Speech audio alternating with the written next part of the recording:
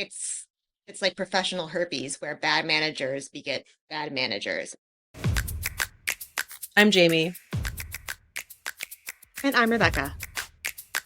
Welcome to the Burnout Collective. Episode 1, we've done it, and now this is our official foray. Yeah, this is it. Still with the shitty intros. Episode 1, we started talking about this earlier this week, and we were like, is this our theme? Is this our podcast topic for Saturday? And we said yes. And it is managers. The good, the bad, the ugly, the mostly very, very bad. I've definitely had some good managers, not gonna lie. But it's funny, don't know that they're bad managers usually until like you've worked longer or you're older. Early on in my career, I learned how to be a manager by learning what not to do from very terrible managers. I don't know if anyone has had a similar situation. Yes, my whole management philosophy is built on acts of terrible management. That's kind of how I learned to be a manager, by learning what not to do. I guess just from there, just kind of like had like added my own style into it. Like honestly, maybe I'm too much of a not sentimental, but like empathy. I'm a very empathetic manager. I think there are some people in my past who have like taken advantage of me as a manager because I am so empathetic. And to be clear, I'm not going to let people walk all over me, but I'm also not going to treat you like we're equals, you know, like we're all on the same team. I'm not going to treat you like a pleb. Oh God. Am I like a high school teacher? You know those teachers who were like, I'm your friend, teachers? I'm not like the Am other I moms. I'm cool moms. Yeah, am I that guy? Am I that guy? Do you I think? think no. I guess I don't Nope. really I don't really explain and talk about my management style See, and that kind of publicly. goes back to my theory that people who make good leaders don't really want or try to be leaders in the first place. Like people who want to be in power most of the time shouldn't be in power because their motives are not for anyone but themselves. And I really do think that applies to managers, but people who make the best managers don't seek that out. They seek out the people, the work. A lot of times they're overlooked. And I think we're going to talk about quiet leadership later. Mm-hmm. But a lot of quiet leaders kind of get overlooked and are promoted or are not promoted. And the people who are promoted usually are the ones who are like louder and gunning for it. But once in a while you do get someone who should be in a position of leadership and is brought up. And I would say you're one of those because since I've known you, you've never been like, I just want to be a manager. Well, It's been all about the work. I also think it's like, honestly, I think it's just that word and that idea of power. Because if someone is ever thinking like, oh, I want to be in power and like, I want to have direct reports that I tell what to do. If you're ever thinking that, like you shouldn't be a manager. Because starting out, I didn't want to be a manager. I slowly realized like, hey, I'm really good at this, like, and I like this because like I like mentoring writers and editors and like other people on my team. I never thought I want to be in power and I want to tell people what to do. And I think a lot of people might not even think that at first, but then they're given a management job and they're like, oh, this is great. Now I'm in power and I can tell people what to do. And or think that's how they should be a manager. Because that's the other thing too. It's Right. like I have been managed by someone who came from bad management and it just got passed down. The same bad habits that they complained about their managers pulling on them. They just kind of turned around and did the same thing. God, it's like this crazy, like incestual. It's just like bad managers breed bad managers. They want to promote people that honestly like suck up to them, right? Yes. The loud one. People. The extrovert. Let's just say it. The extroverts. Let's just say it. Right. And so there is this concept of quiet leadership or gentle leadership where some of the best leaders are there as advocates. They are there as support to the people that they manage or just the people they work with if they aren't managers quite yet, but they are showing gentle and quiet leadership. People who do a lot of uplifting of others.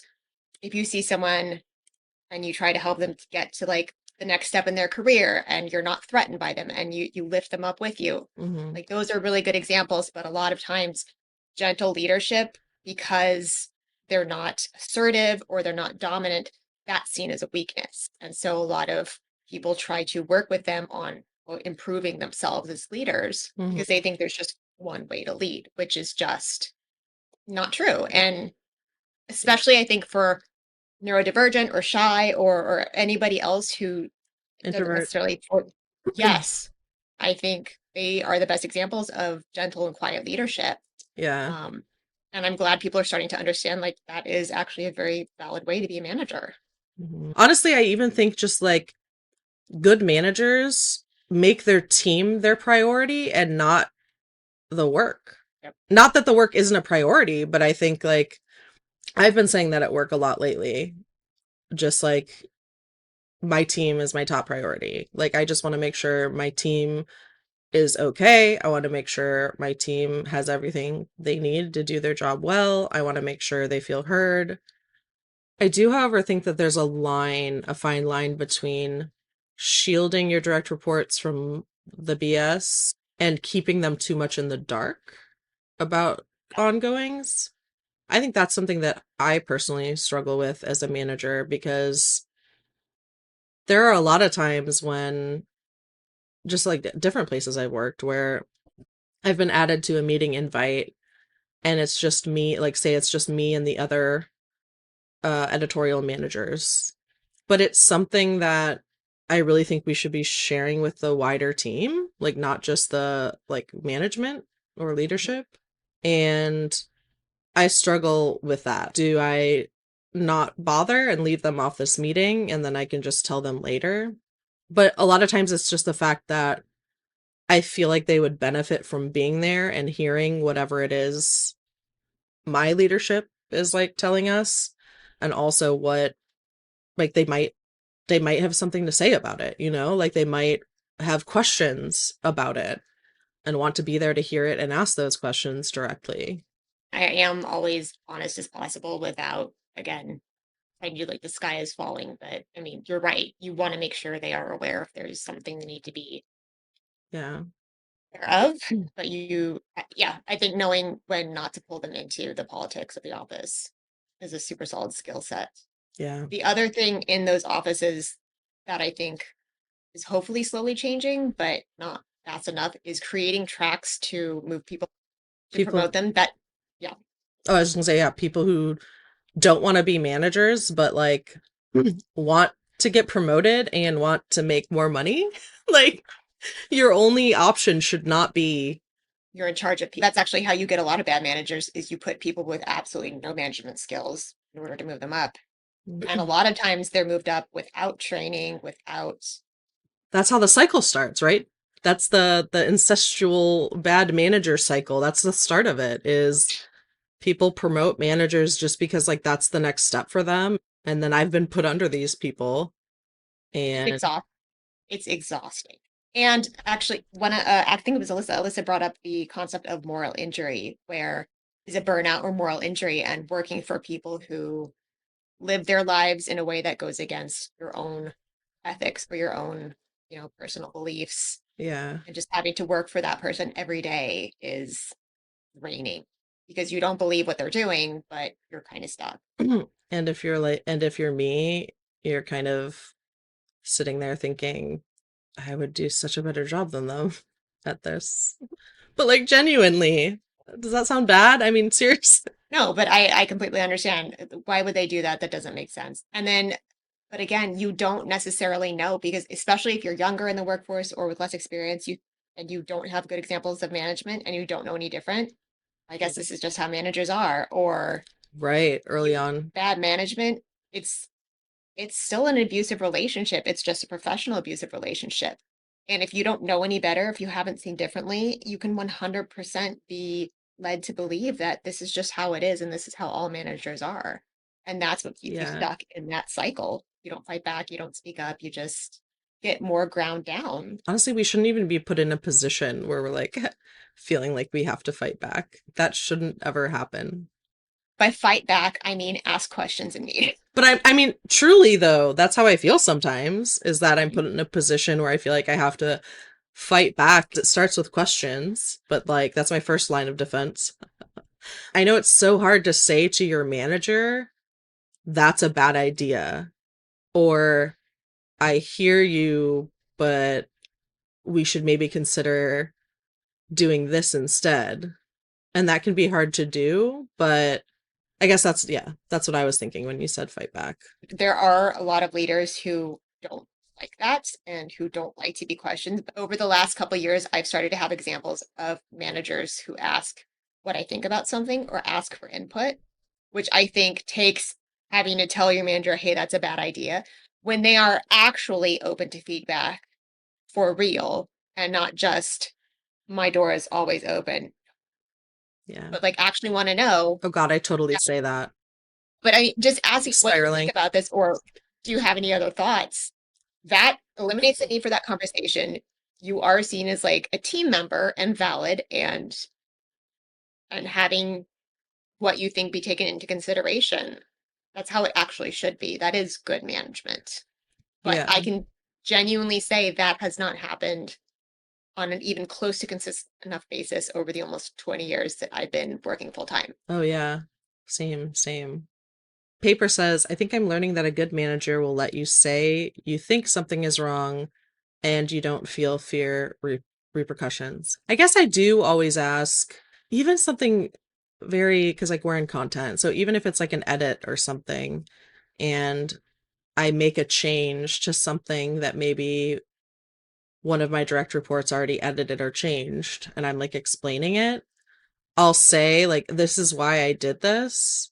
But then I usually do follow up with asking, what do you think about it this way? What do you think about this? Or let me know what you think of this, to kind of open that door, even just on small stuff.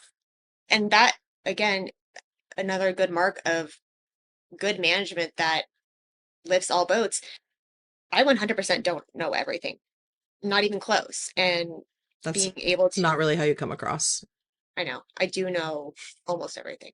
So knowing that you're not right and knowing that there are people out there with great ideas and they're contributing, not only are those great ideas going to make whatever you're doing better, it makes you as a manager look better because you hired people who have the great ideas. Yeah. I've had managers where I've had ideas and 100% threatened by what I brought to the table, which was insane to me because it was like, I want to make it better, but because it wasn't theirs or their idea or something they thought of, Yeah. they just found ways to shut it down, which was, again, especially if you're not a person looking to move up, it's like, I just wanted to do good work. I thought this would make it better. And then you just internalize it. And again, if you don't know what good management looks like, then it's you 100% internalize it and it really starts to wear down your confidence, wear down how you think about yourself. And again, full cycle back to that burnout and moral injury, to be totally honest. Yeah. Good managers are always looking for how to lift others up. One quality of a good leader. That's a good way to put it. Like lift others up. Yeah. Someone told me once that he doesn't hire people to keep them. He hires people so he doesn't have to manage them anymore. Like he wants to move them up. He doesn't want them to stay. Like he wants to see them move forward. The goal is to get to a point where they're able to leave. Send them away.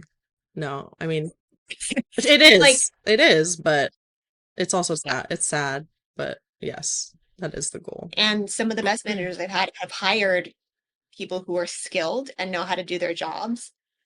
So it's like a virtuous cycle where they don't have to manage, they don't have to overmanage or Yeah. micromanage because they hired people who are great at what they do and are doing their jobs. And it makes them look good because again, they knew how to put together a really good team.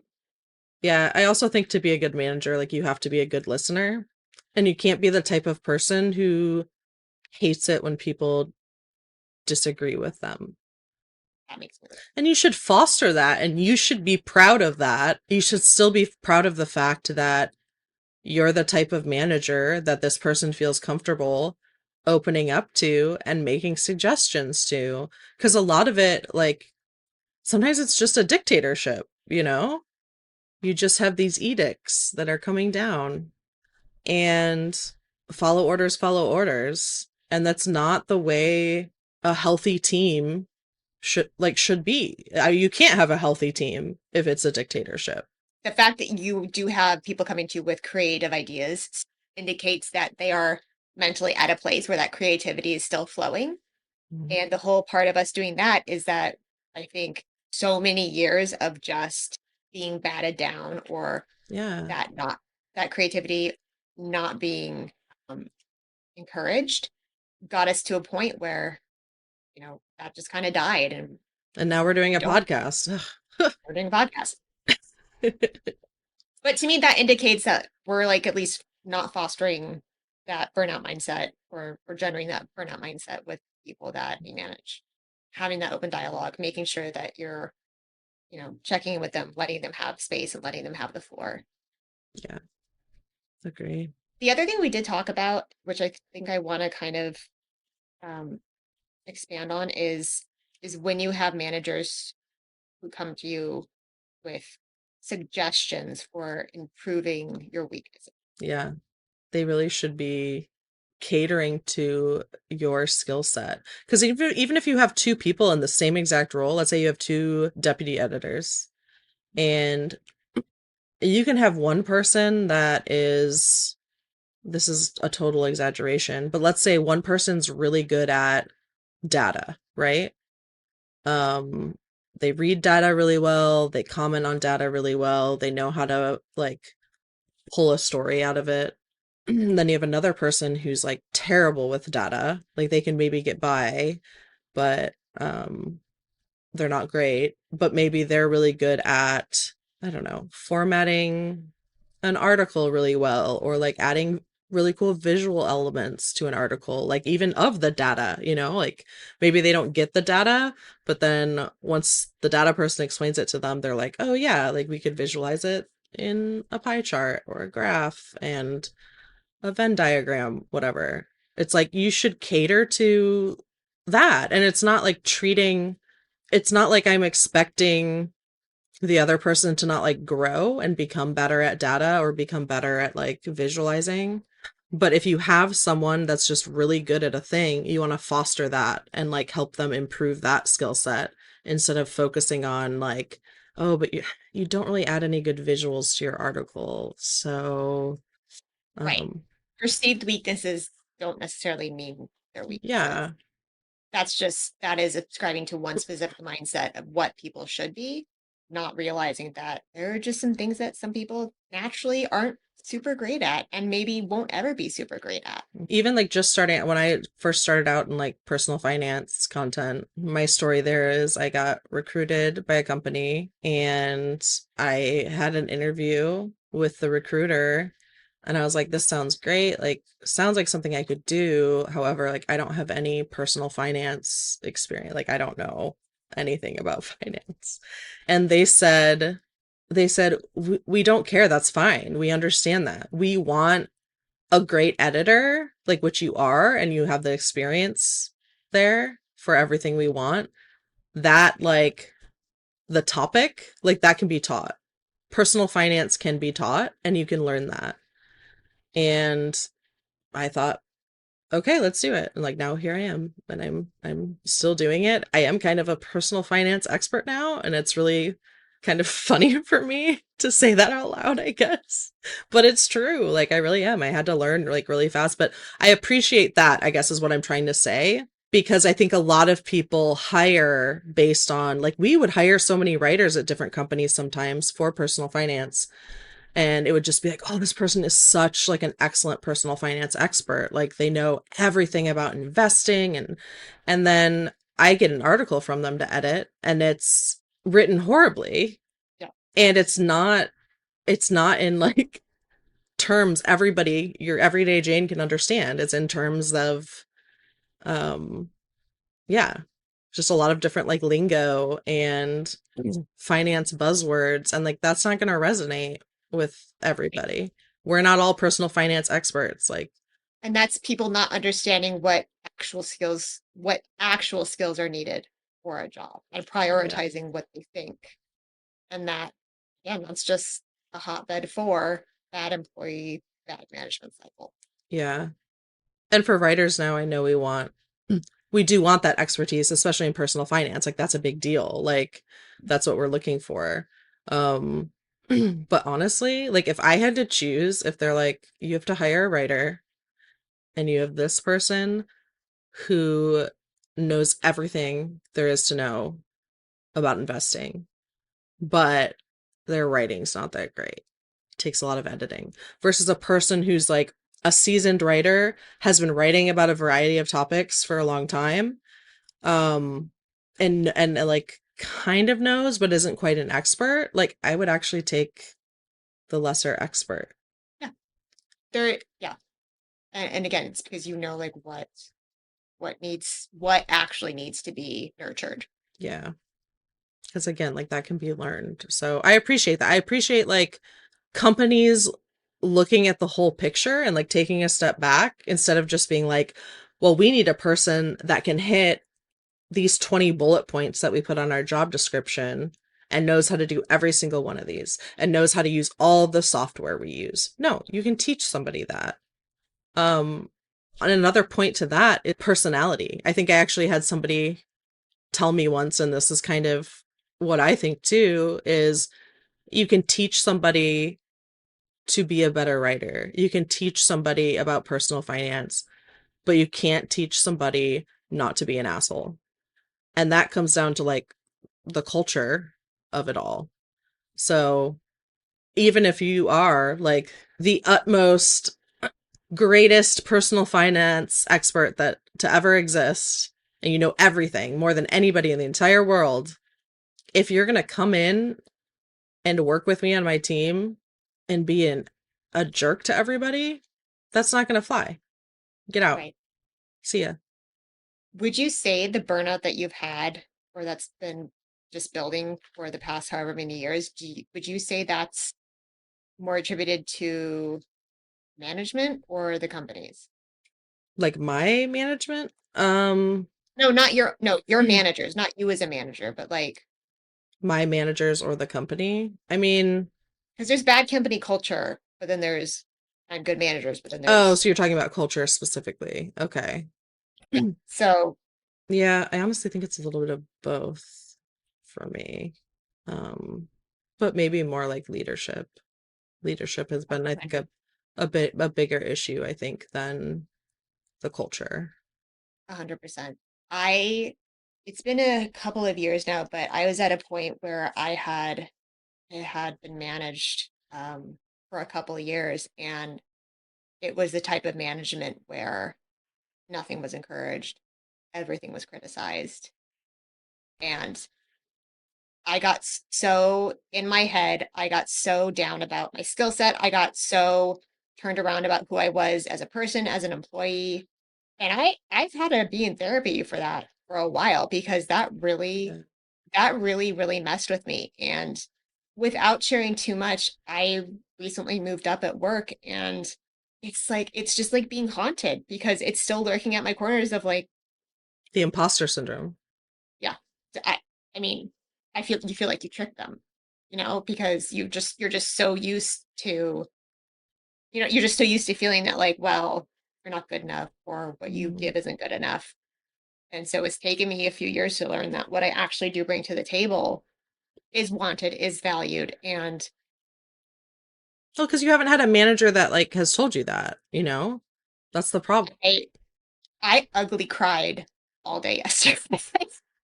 All day yesterday because one, it was just having someone say value and actually just the word good was said. And then their boss, my boss's boss messaged me and used the word lucky and I just lost it again. Yeah. And that's so sad to me. It's Like that makes me it, so sad it because it's is. like that you should be able to be 100% confident and be like, yeah, I am. But again, the last 4 years of horrible management Hmm. has completely stripped away any confidence, any just feeling, just, yeah, confidence, any confidence in my, even though objectively, but you're just so turned around. I think a lot of that might be like crossbred with being late diagnosed, but you just spend so long in your head, like, what's wrong with me, trying to fix It's something like that's a actually version of PTSD, like because we've yes. been constantly just told, yeah, especially early on in my career, that's all it was just like, you're doing this wrong, you're doing this wrong. Yep. And it was never like, oh wow, you did this so right. This is so awesome. Let's celebrate it. Um, so then you're in like constant emergency mode where you're like, I just lost my train of thought. You're in constant emergency mode where you feel like all you're doing is just trying not to mess up, right? You're like, okay, I just Trying to hold don't it want to, together. yeah, trying to hold it together, don't want to mess up because then I'm going to get yelled at. Hmm.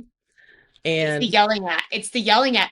And again, I think we mentioned earlier, it's like an abusive boyfriend, but it's literally just like waiting to quote get yelled at. And we're goddamn adults. We're 39 years old. mhm, We should not be afraid of quote being yelled at. It's work. yeah. You shouldn't feel like I'm in trouble.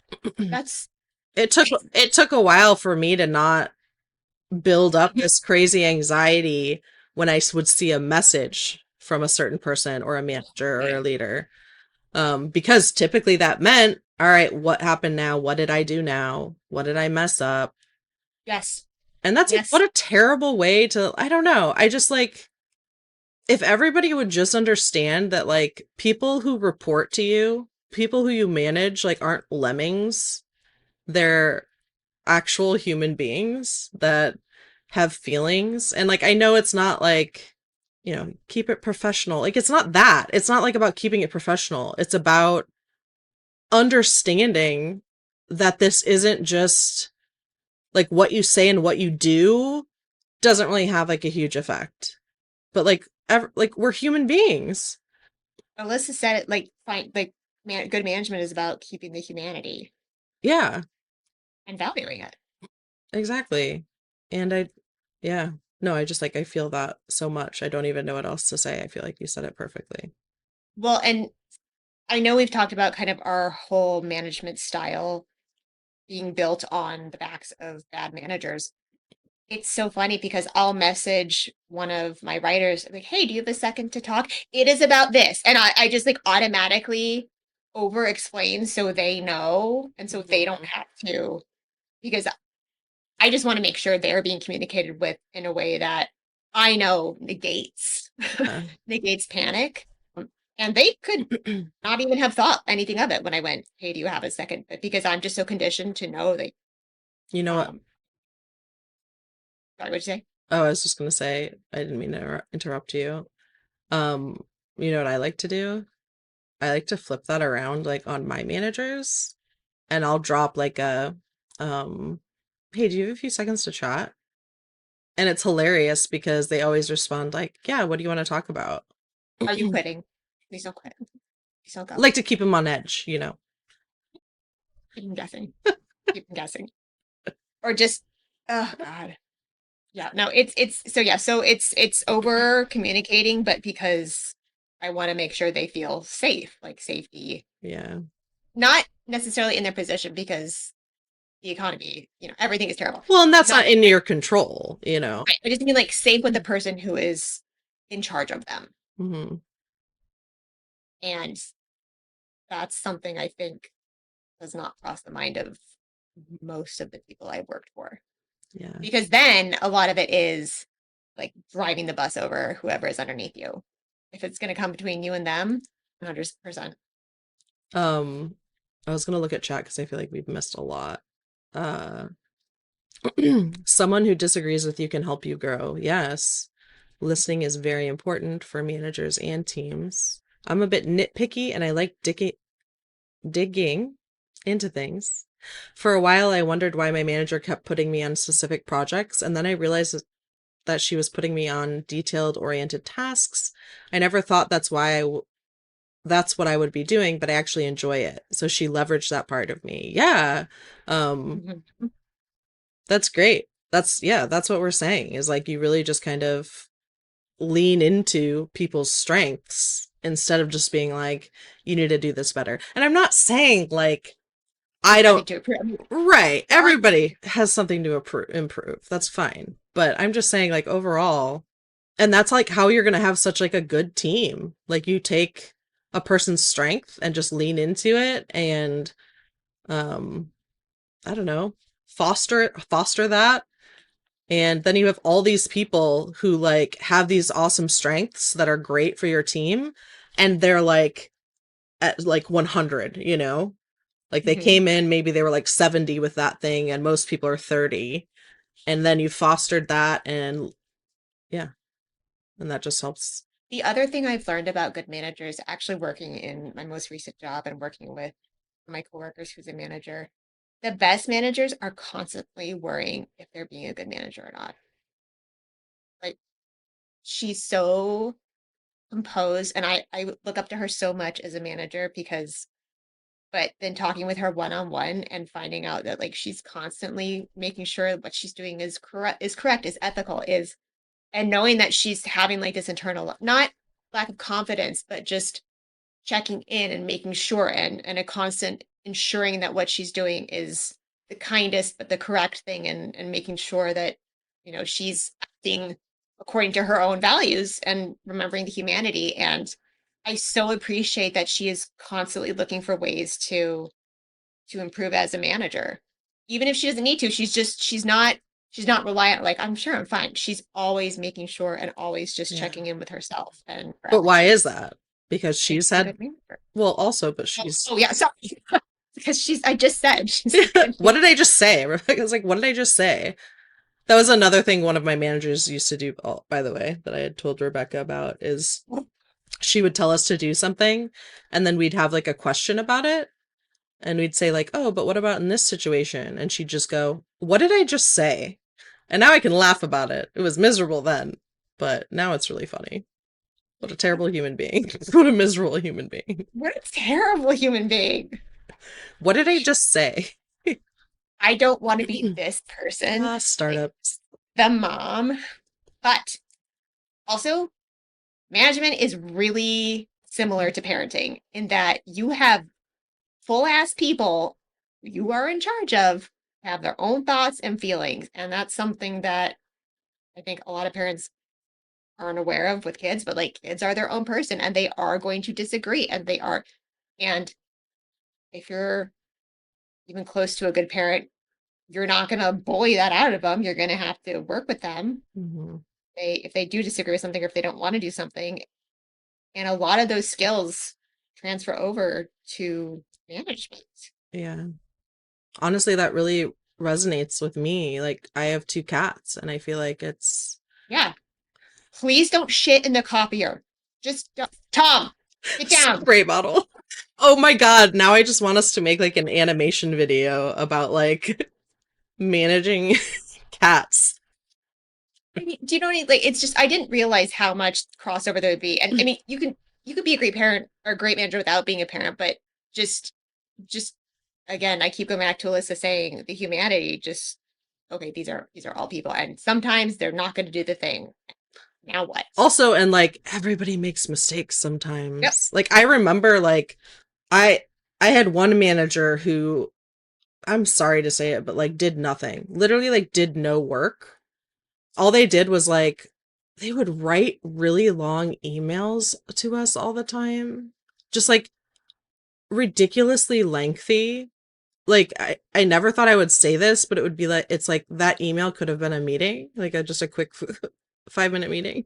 And some of it was just like information we didn't even know, or like, and this is like an editor too. So it's just like edit yourself, dude. Edit yourself down a little bit. You're very verbose. Was it Um like did he think like the length of his emails meant that he was doing a good job? I think they thought that. I don't know. I'm really not sure. But because they were doing nothing else besides that, like they would literally like go over every live article on the site themselves. And once in a while, and it wasn't often, but like it happened. Like it happens. Like there would be like a tiny error, like, oh, that comma shouldn't have been there, or um, I don't know. Just like tiny little things. Yep. And that, of course, like as an editor, I never want to happen. And like, that's my job to make sure they don't. But they would come to me and say, I found an error in this article. Oh, what is it? Well, you had a comma before because and it shouldn't be here. And I'd be like, "Oh, sorry, like God, what will the readers think? yeah. Oh, sorry, like did you fix it? No, I thought you could go in and fix it." So like I had to go in and fix it even though they caught it and didn't fix it right away. And then it would be like, "All right, now what are you going to do to make sure this doesn't happen again?" And that infuriated me because like all I could say to that is like, "What do you mean? This was just a small mistake. Like mistakes happen." Yeah, but like what are you going to do to make sure these mistakes like stop happening?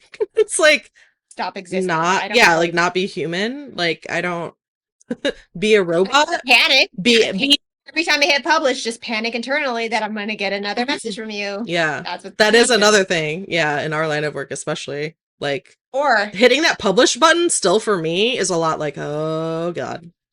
the gaslighting of we're going to pile your plate so high that, and then if I miss something because I was frantically trying to go, well, you missed this. Why would you miss this? What's happening? Are you I'm are you gonna not paying yeah. attention? Then I'm only gonna put out 50% of what you're wanting me to, so I can focus on quality. And like people hire you for a reason. But they hire you for a reason, and then again, going back to managers who are threatened by you, they hire you because you're great, but then they spend the whole time making you feel like you're not. Yeah.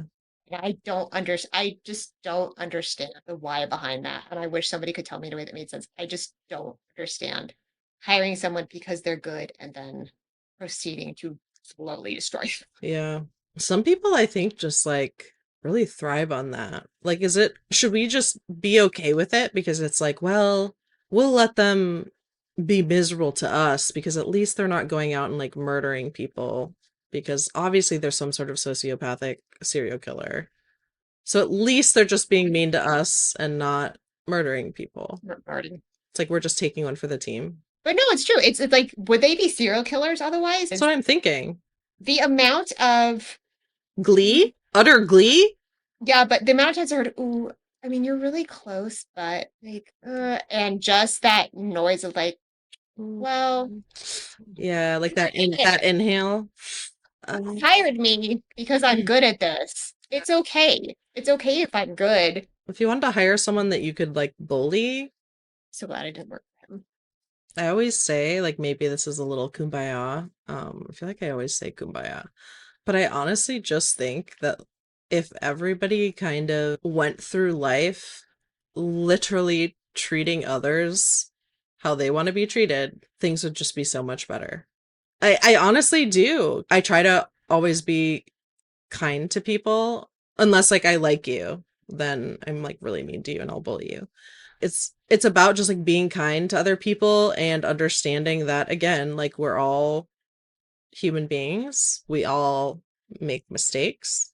We all deserve kindness. We all deserve, I mean, I guess that is kumbaya, but that's truly how I feel. And I think like that would just make the world a better place and then in turn make managers better. But I know that's not anything that's No, because feasible.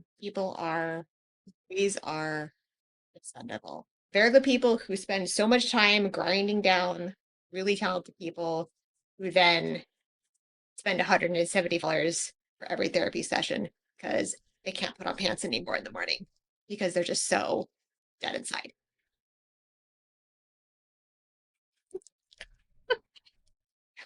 Yeah. Raise our hands. And also, here's the other thing that blows my mind. The people who do that are usually not like at the very top. Oh no. But it's who do you think all this is for? Like, you're not the one making the money at the top. So, whatever, are you just hoping to get up there by emulating them? Is this how they're? Yeah. That's what I don't understand. Like, if you don't really have skin in the game, Sucking up. what is the point? Say what they want to hear. Say what they want to hear. And Yes. eventually you might get up there. But like you won't because they also are like, we know you're not a really good manager, so we'll never make you like an actual leader in the company. But we will, however, give you just a couple little direct reports to boss around and share our edicts with. And It is a cycle that has been going on since I've been working. It sucks because you finally start to get back out underneath it and start to kind of give confidence again when you're given a good manager. yeah, And then something happens and you have to go to a different manager or you're laid off and then you have to go or to you're laid another off company. and then you have Try to get a again. manager. So all that, like all that energy and creativity and confidence you've started rebuilding just Well, and then comes. everything's a gamble, right? Like that's why a lot of people are like, "Ugh, I don't want to apply for more jobs because it's, I mean, obviously there are many reasons, especially now, but like what if it's, what if it's worse there? Or because people are on their best behavior typically in interviews.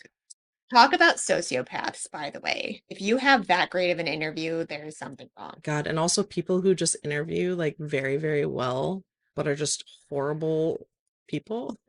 Again, But there's they so many keep, but they're like parallels. failing up. Yes, Now there's so I feel many like I'm parallels. just like bitching, but honestly. No, but it's true. There are so many parallels between like abuse and bad boyfriends and bad management. Yes. hmm No, it's not complaining. And also, I think it's just acknowledging out loud that we recognize the management we've been under and we're no longer sorry going to think that's the norm and accept it. Because again, I don't have skin in the game. I'm not making millions of dollars. I don't want people underneath me to be miserable. I don't want to be miserable. I refuse to accept bad management and I won't do it anymore. Yeah, I think you and I have just kind of decided that in the worst of situations, we're just gonna make sure that the people under us aren't utterly miserable and utterly burnt out. Because that's like the only thing that and maybe not all the time, maybe not all in all lines of work, but I know with like what we do, at least we do have some say for our direct reports as far as that goes. It's those people that I think we really need to foster and hold up and encourage to help them build confidence. I used to joke at like a couple companies ago that I worked at, I got to like build some teams at different companies, and so I would like bring in people that I had previously worked with that I like knew did a great job, very smart, and also just like great people altogether, good culture fits. And I had joked that I was like slowly building because I realized that like everybody that I was hiring was like an introvert. And so I'd always say like I'm just like slowly building my introvert army, and we're gonna like come up. We're gonna rise from the ashes, and I don't know, impress the socks off you. I don't know what I thought, but You had them follow you because you were a great manager and you built a great team. And you've had people follow you from job to job to work under you again because of the teams you build and the people you foster professional relationships and growth with. yeah. Oh, but that's what I was gonna say is like it is about confidence, and even as an introvert, because that's something like I personally have struggled with a lot because I think at first never thought I could be a manager because all the managers I saw were very peacock. Anytime they did any little thing that like something that I would do like every day and not even blink an eye at, they would be like group chat, all team meeting, like, hey guys, I just want to let you know that I did this and I made this process doc and blah, blah, blah. And I do realize that has hurt me a little bit because I'm not like that. I kind of feel like it's cringe, and it's really not, because unfortunately, like that's part of, you kind of have to do that or else people don't necessarily know what you're doing. Like it's kind of like just invisible work. Like don't do invisible work. I'm Ugh. always doing invisible work, and I'm really trying to like get out of that and do a better job of making everything visible. But as an introvert especially, like it's hard. Like I don't first of all, I don't just think about it sometimes. I don't even think, "Oh, I should make sure my manager knows I did this," or like, "Oh, maybe I should talk about this on the next all team meeting." But it's just hard. Actually, our friend Kate, that was the HR director for the job where we met, she's an introvert as well, and I know like her and I bonded. I think her and I bonded because we're also both like Midwest girlies, so we bonded on that a little bit at the very beginning. But also just like she's such a kind person, and she is so like empathetic. There's never been an HR director at any company I've worked at, first of all, that has been even close to her caliber. Like, not even close. And Human. She yeah, was 100% about the human, not right, politics. right. But we started talking about being introverts and like, I'm not a director. I wasn't a director. So like looking at her as a director, she just kind of started talking to me about how she really thinks like introverts get like the short end of the stick too. And because they're not out there saying like, oh, look what I did, or like Yeah. we're the ones in meetings that we're told like, oh, we're going to start this new process. This is how like what we're going to do, blah, blah, blah. Any questions? We're the ones that are like, we don't have any questions in the meeting. So it looks like we don't care, or it looks like we just fully agree with it. But I'm processing. And it's not until like I'm off the meeting and I can sit there with myself and think about it that I'm going to have these questions, and that I'm going to like fully like kind of comprehend like what's Yeah. happening. And there was a book that she had me get. I'm trying to remember what it was called. I'll put it in the show notes. It was basically like introverts as leaders, Yeah. or like the introverted leader, the quiet leader, something like that. Gentle leadership, quiet. Yes. Yeah, yeah. And it was actually so good, and I'm so glad that, I got to find out like about kind of like her path as that, and like just becoming confident. And Yeah. back to what I was talking about so long ago, I'm finally going to get there. I'm sorry, everybody.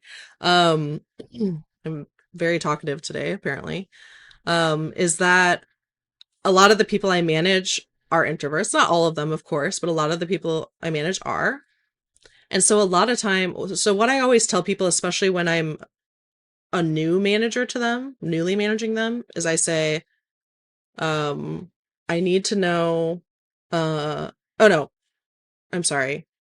I let them know if another team does something wrong and they have to kind of like gently push them to be like, hey, you didn't do this right. Can you please redo this? That's just one example. But sometimes like they're so introverted that they're kind of shy and they don't even want to like speak up and say that. And a lot of it, I think, has to do with this systemic feeling like we can't speak up because no one cares about our opinion because we're not a manager and it doesn't matter what we think or like what we say. So I do always tell them like, hey, I'm super comfortable speaking up. I'm super comfortable asking questions. I'm super comfortable doing this. So if you ever need me to go to bat for you, or if you're asking somebody for something and they're repeatedly not doing it for you and I need to jump in there and say, yo, let's like, what's going on here? Like, my editor has asked for this like the last 2 weeks and nothing. Um, but even just initially, like if they need me to jump in there, do it, I will. However, my goal is to encourage them to get a little outside of their comfort zone so that they can start building the confidence to doing that on their own. Yeah. Because that confidence, I think, is really key to making your employees feel like they do have a say and that they are in control and they do matter. It's not just like do this and shut up. Right. um yeah, I guess all of that just to say I think like encouraging that confidence. Yeah. And not seeing that confidence as I think a lot of time bad managers or managers who are threatened are afraid that, well, are they going to promote me to take my, like, are they going to be promoted to my job? Or are they going to inch me out? Or which they, no, usually no. Usually no. Usually no. Usually no. Usually no. But again, that there's just not a whole lot of fostering that mindset. It's more just like shut it down. And again, that's the difference between good and bad managers is knowing that confident employees are not a threat. They're not. Yeah. However, overconfident employees. Did we have anything else? We had that we wanted to touch base on. Oh, I don't think so. I think we actually kind of like covered everything we really wanted to talk about. I was gonna go to chat a little bit though. Yeah. Um, start. I was going to ask, that was my next question is like, can we see what, Yeah. Let's see. I don't even know where we talked about because like we've just been running our mouths. Managers and companies that act like giving you a job is a favor that is above you and that you have to be eternally grateful. And again, this goes back to that abusive relationship cycle mm, when really they're benefiting because of you. yeah, They're the ones who are benefiting. but they're like, you need us, you know, you need us for a paycheck. Yeah. It's true. But I also, mean, yes, yes. everyone makes mistakes. Is middle management actually a rehabilitation system for serial killers? Honestly, though, right?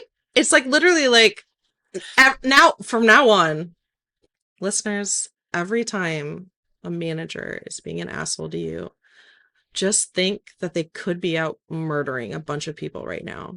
So you're just taking one collectively for the team. Wow. You have found the virtue in bad management, Amy. Yeah, I should, I You've should, solved it. I should, we're done. We're done here. We don't need to have I anything. should start like letting them know. Instead of not being Keep able verbally to. abusing me, keep mentally abusing me. I really want to not have the energy to wash my hair in the evenings because I'm so sad. I'll just be like, I'm doing it for the greater good. Wow. This is our first official and less official episode. I guess. Well, guys, it's been fun. I'm gonna call my therapist, tell her we've solved everything. I'm good now. Rebecca's gonna get committed and I'm gonna go break her out. So that's what I was gonna say though too. This was way earlier on when we were talking about like mental health and physical health. First of all, people should take into consideration their employees' mental health, and they really don't seem to. And obviously, I really think that's typically, I mean, it can be different for, you know, disabled people, but if I'm so bad at this, I just keep losing my train of thought. I didn't take my medication today either, just FYI. Take your meds, people. Take your meds. They don't even take mental health into consideration. It can affect your mental health, which people don't even really look at, but then it can also, like, in turn affect your physical health. It can make you physically ill and can cause you to not be able to work because of it, even like mental and physical health. Or it can cause you to not be able to be, obviously, not be able to be your best self. How are you supposed to be your best self when you're literally just getting scolded every day and not like supported? Yeah. I don't want to end this on like a Yeah, that's not. that face note. Everybody tell us about your favorite manager. Go ahead, Rebecca. One of my writers ran her first marathon, and I was just so genuinely excited for her. And I loved hearing about it. I loved talking about it. One of our last meetings before she ran was like, "What is your outfit?" And I realized that I can't remember the last time I had a conversation like that with previous managers at other jobs. Just conversations about you as a person and stuff you're doing or stuff that's, interesting to you Outside of work. outside of work. Again, to that humanity. Mm. I realized that my manager does this. What are things like just genuine asking about things that don't pertain to work but just matter to me? Yeah. And I realized like that without meaning to, that example has been like that's something I've just kind of folded into my management style.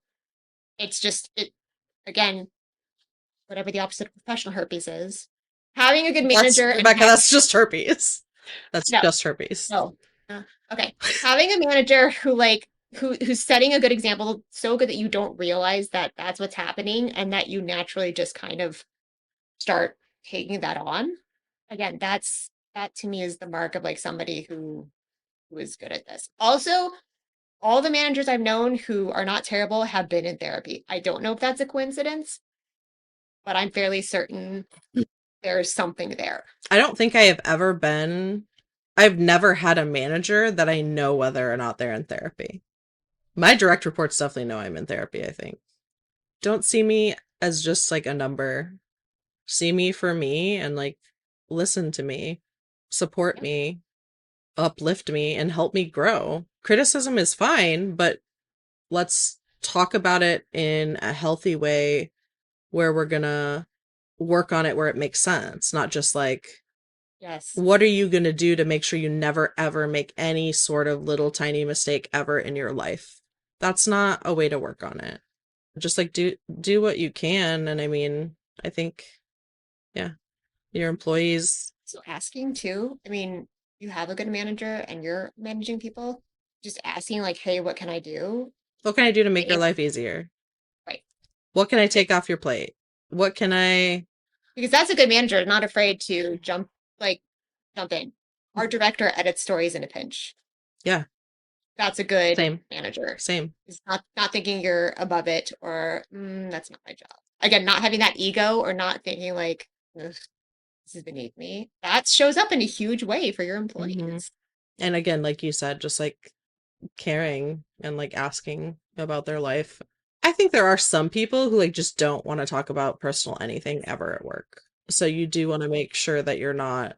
I literally will ask people, I'll be like, oh, hey, how's your kid doing? And then like they'll answer me maybe, and I'll just say like, and I just want to make sure, like, is it okay if I check in with you about your kids, your family once in a while, or do you not like that? Because like I genuinely want to know, because obviously if it's uncomfortable or that's not something they want to share, like I'm not going to ask it. It's fine. Yeah. Communication, that's it, I guess. Communication, but Good managers ask how you prefer to communicate. that's actually one of the things I was going to talk about earlier, but I never got to it, of course, was that I do ask that of all like people that are new to being under me. I actually say, how do you like to be managed?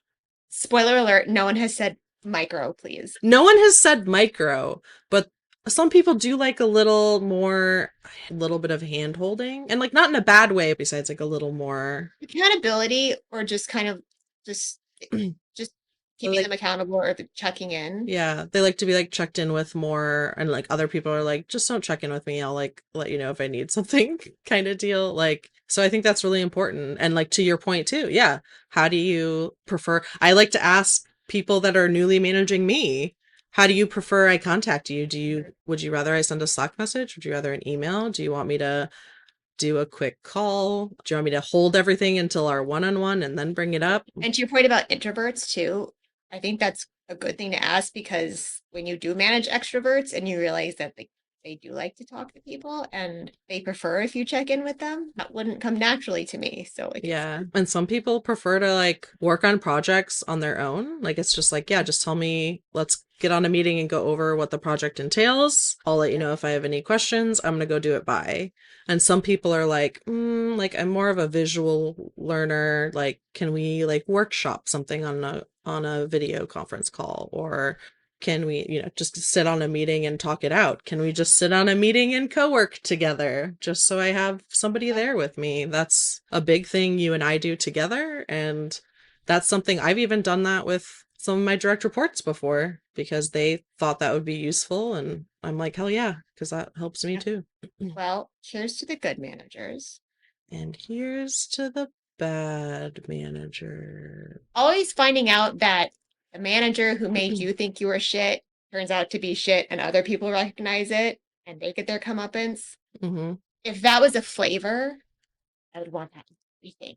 If that feeling of learning that was a flavor, I would want to eat it, to be drenched in that smell, to just wear it. That is just the best feeling. We're good managers, but that doesn't mean we're not petty as fuck. Because please believe we are still petty. So petty. All right, guys. Lovely seeing you. Lovely chatting with you all. We look forward to seeing you next time. Thank you again for joining us. Yeah, thank you. We'll see you next week. Bye, guys. Bye. The Burnout Collective is hosted by me, Jamie Young. And me, Rebecca McCracken. You can find all our episodes plus show notes at burnoutcollective.com. Follow the Discord link on our website to join the Burnout community. You can also find us on TikTok and Instagram. If you're interested in being a guest on a future episode or have questions or feedback, you can email us at podcast@burnoutcollective.com.